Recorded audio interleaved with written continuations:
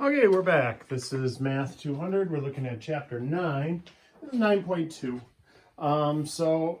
It's mostly 9.2, and it looks like 9.3 are in graphing, and graphing isn't going to make it onto your test. So it's still in the homework though, and it's nice to know, but it's not need to know for the test. So we'll go through these quick. What is a one-to-one function? So remember functions. Functions are defined where x's can't repeat. So 1, 3, 5, and 6, no repeats there. There's not a point directly above another point.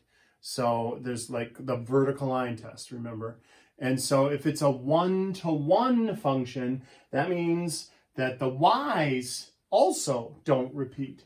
So we look at the y values, 2 and 4 and 6 and 7. So this one is a one-to-one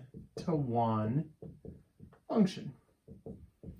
All right, it's a function if the x's don't repeat. It's a one-to-one function if the x's and the y's don't repeat. All right, so this one then, number 2, it is a function, 0, 3, 6, and -2. Those are all distinct x's. But look at y, 3, 7, 7. And so this is not one-to-one. As soon as you get a repeat, just one repeat, you say not one-to-one. All right? So let's take a look. It says, decide if this picture is a picture of a one-to-one function. And so remember, we had a vertical line test to tell if it's a function. So parabolas are functions because a vertical line will not hit it in more than one spot. But this is not one-to-one because for a one-to-one function, we have a horizontal line test. If a horizontal line hits it in more than one spot in just one time, it's not one-to-one. So this one is going to fail at every point except the vertex. And so it'll hit in 2 spots. What about just a skewed line here? That would be one-to-one. Because again, if I drew horizontal lines, I would only hit in one spot, hit in one spot, hit in one spot, hit in one spot. It would always just hit in one spot. So that is a function, but not just a function, a one-to-one function. All right. Let's look at the next page, page 5 in your note packet for chapter 9. And that one is talking about inverses, finding the inverse. And so if you have points given, finding an inverse is the easiest peasiest thing ever. It's just, you just literally switch the x and the y around. So when we look at number 1, they've got 3, 4, they've got 6, 2, they've got 2, -3, and they've got 4, -5. If I want the inverse of these points, lots of times we'll call the inverse like g to the -1 power. That doesn't mean 1 over g. I know that's confusing. That's how we defined exponents. It's not actually an exponent. It's a function notation. So like g of x. And so a lot of times they'll have the x on it, like g of x is equal to these points. And then g to the -1 of x, it's a function notation thing, would be its inverse. So its inverse would just be 4, 3. You just flip-flop the x and the y. 2, 6, -3, 2, -5, 4. And we're done. So if they give you points and ask you to find the inverse, easy peasy lemon squeezy.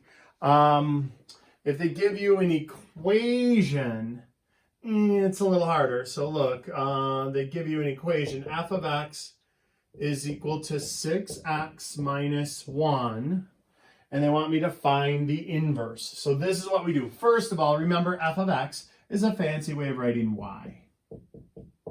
So first you have to remember that.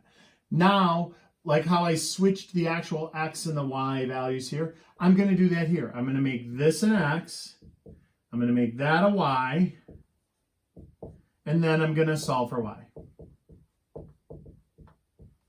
So remember how to solve for y here. 6y minus 1 is equal to x. Isolate the variable, so add 1 to both sides. 6y is equal to x plus 1. and then divide everything by 6. And we used to just say all over 6, but I want to do it individually so you can see the graph. Okay, so that is our inverse function. Oh, we can fancy it up again. So that's y equals, instead of y equals here, let's call it f to the negative 1 of x. F of x is defined as 6x minus 1. F of negative 1, the inverse of x, is equal to 1/6 x plus 1/6. All right. Now they said, hey, graph both of those on the same coordinate. Here, let me do a coordinate in blue. So here's our coordinate plane. Remember how to graph. Here, we'll do f of x as 6x f of x. 6x minus 1. So the slope is 6 over 1. The intercept is negative 1. So we start here at negative 1, put a dot. And then that's the directions, remember? So from there up 6. 1, 2, 3, 4, 5, 6. So up 6 and over 1. So at this point, 1, 5 would be another point on that line, on this line. All right, we'll draw that one in there. Close enough, I guess. We'll make the dot bigger. All right, then here, I'll try to do the other one in red so you can see what's going on. That one, we have f of negative 1 of x is equal to 1/6 x plus 1/6.